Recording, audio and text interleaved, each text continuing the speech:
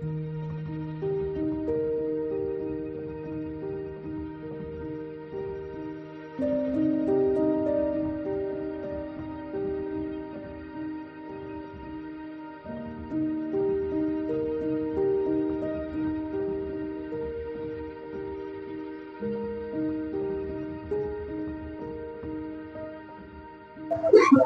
দর্শক শ্রোতাবৃন্দ, আসসালামু আলাইকুম।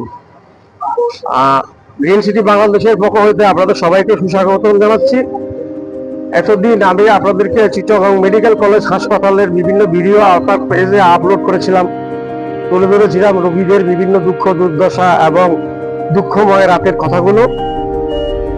আজ আমি এসেছি এই রোগীদের সাথে যাদের অত্যন্ত নিবিড় সম্পর্ক, এই রোগীদের যারা আনা নেওয়া করে, এই রোগীদেরকে যারা দ্রুত চিকিৎসা স্থানে চট্টগ্রাম মেডিকেল কলেজ হাসপাতালে পৌঁছে দেয় এবং পৌঁছে দেওয়ার জন্য যা যা করা লাগে, এই অ্যাম্বুলেন্সকে ঘিরে এই অ্যাম্বুলেন্সের ড্রাইভার ভাইদেরকে সাথে নিয়ে তাদের জীবনের কিছু কথা আপনাদের মাঝে তুলে ধরার চেষ্টা করব।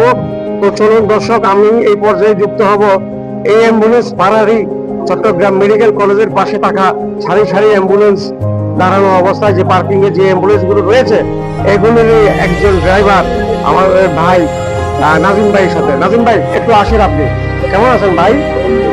ভালো আছেন?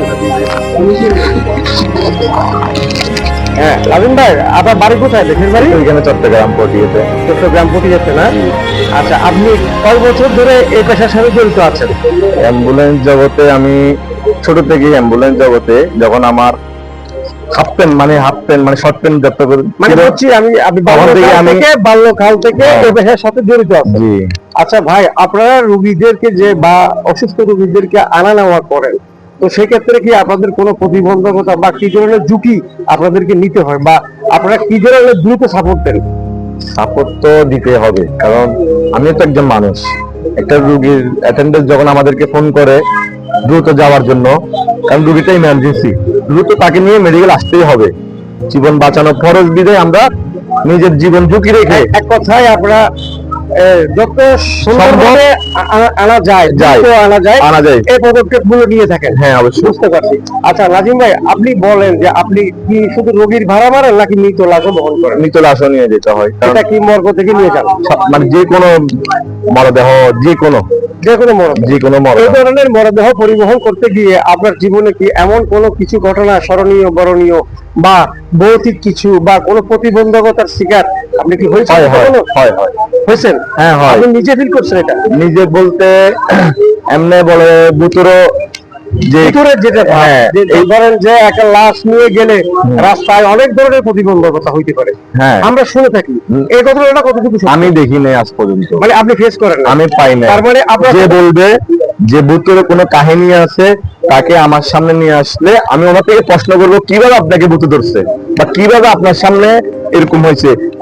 অনেক জায়গায় অনেক কিছু শুনি, লাশ নাকি বলে উঠে যায়, বসে যায়, আর লাশে তো রুহই নাই, উঠবে কিভাবে? তার মানে এই কথাগুলো সম্পূর্ণ কাল্পনিক কথা। হ্যাঁ, বুয়া সব, মানে গল্প সাজানো কিছু নাটক। হ্যাঁ অবশ্যই।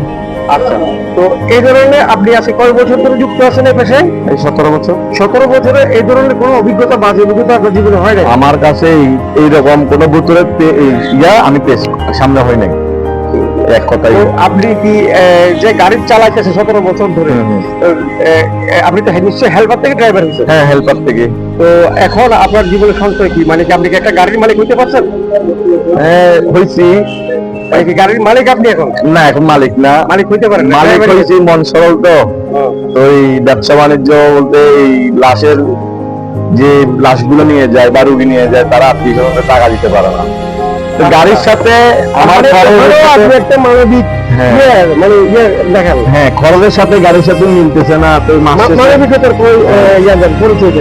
সবাই জানে আমি এখানে করতে গিয়ে আবার জীবনে আর আমি গাড়ি কাজ করতে পারতেছি না, ড্রাইভার বেরো নিতে পারতেছি না, তারপরে নিজে চালাইছি। তারপরে ডেড বডির ভাড়া পাচ্ছেন? আমি রোগীর ভাড়া লাস্ট কবে পাচ্ছেন? পরশু দিনে পাচ্ছি। কোন জায়গা থেকে কোন জায়গায় গেছেন? ইয়ার থেকে আপনার ওই এবার কেয়ার হসপিটাল থেকে আপনার ওই হাটাজারিতে। হাটাজারি কোন জায়গায় গেছেন? হাটাজারি কি একটা গ্রাম বলে। আচ্ছা, গ্রামটা চিনবো না। হ্যাঁ, গ্রামটা চিনবো না, আমরা জায়গা চিনি। এখন নাজিম ভাই, আমি যেটা বুঝতে পারলাম যে আপনি মানে যারা ভিকটিম আছে, যাদের আত্মীয় স্বজন মারা যায়, তাদের কাছ থেকে চাপাচাপি করে টাকা নেওয়ার না, আমাদের এরকম তো রেকর্ডই নাই। আমরা তো মাঝে মধ্যে যে মানুষ, এই কারণে আপনাদের আজও 18-20 বছর পরে এই স্থানে ড্রাইভার হিসেবে দাঁড়িয়ে থাকতে হয়েছে। হ্যাঁ, আমি তো এমনও লাশ নিয়ে গেছি চাঁদা তুলে নিয়ে যেতে হয়। তো এগুলা ধরেন আমি যদি এখান থেকে রংপুর যাই, রংপুরের ভাড়া আছে 25 থেকে 26,000। আমাদেরকে বলে যে ভাই ওরা চাঁদা তুলছে, বা নিজে স্বচক্ষে যদি দেখি তাহলে আমার ওই কিছু টাকা ডিসকাউন্ট করে আমরা এখানে চলে যাই, কারণ উল্টা কিন্তু লাভটা একদম কম করে। হ্যাঁ, গাড়িটার একটা খরচ আছে, গ্যাস আছে, তেল আছে। ঠিক আছে, এখন নাজিম ভাই আপনি আমাকে আরেকটা জিনিস বলেন তো, আপনি কি মর্গে গেছেন কখন? হ্যাঁ অবশ্যই। তো মর্গে গিয়ে আপনার অভিজ্ঞতা আছে, কি হয়েছে? কিছু হয় নাই, মানে কোনো ধরনের কোনো ফিল লাগে আমার, কোনো ফিল লাগে নাই। আমি স্বাভাবিক, কারণ লাশ স্বাভাবিক, মানুষ মৃত্যু হইতেই পারে, আমিও তো মরবো একদিন। মর্গে গিয়ে আপনার কোনো ধরনের বাজে কোনো অভিজ্ঞতাও নাই? না, আমার কোনো কিছু হয় নাই। ভাই আপনাকে অসংখ্য ধন্যবাদ আমাদের ক্যামেরার সামনে আপনার জীবনের এই কথাগুলো তুলে ধরার জন্য। আসসালামু আলাইকুম, ধন্যবাদ। প্রিয় দর্শক শ্রোতা, এতক্ষণ ধরে নাজিম ভাইয়ের সাথে কথা বললাম, আমরা আপনাদের সামনে তুলে ধরার চেষ্টা করলাম যে যারা এই চট্টগ্রাম মেডিকেল বলেন বা অন্যান্য হাসপাতাল বলেন, সরকারি বেসরকারিতে যারা রোগী পরিবহন করে, রোগী আনা নেওয়া করে, যে তাদের জীবনটা আসলে কেমন, তারা কিভাবে লাইফ লিড করে, তাদের জীবন যাত্রাটা কেমন। তো আসলে আমরা বিভিন্ন ইয়েতে দেখি যে লাশ পরিবহন করতে গেলে বিভিন্ন ধরনের ভয় ভীতি বা হরর কিছু ঘটে থাকে। তো যার সত্যতা আমি আমাদের নাজিম ভাইয়ের মাঝখান দিয়ে, নাজিম ভাইয়ের কথাবার্তার মাধ্যম দিয়ে, এটার উপস্থাপন মাধ্যম দিয়ে আপনাদের মাঝে তুলে ধরার চেষ্টা করছি।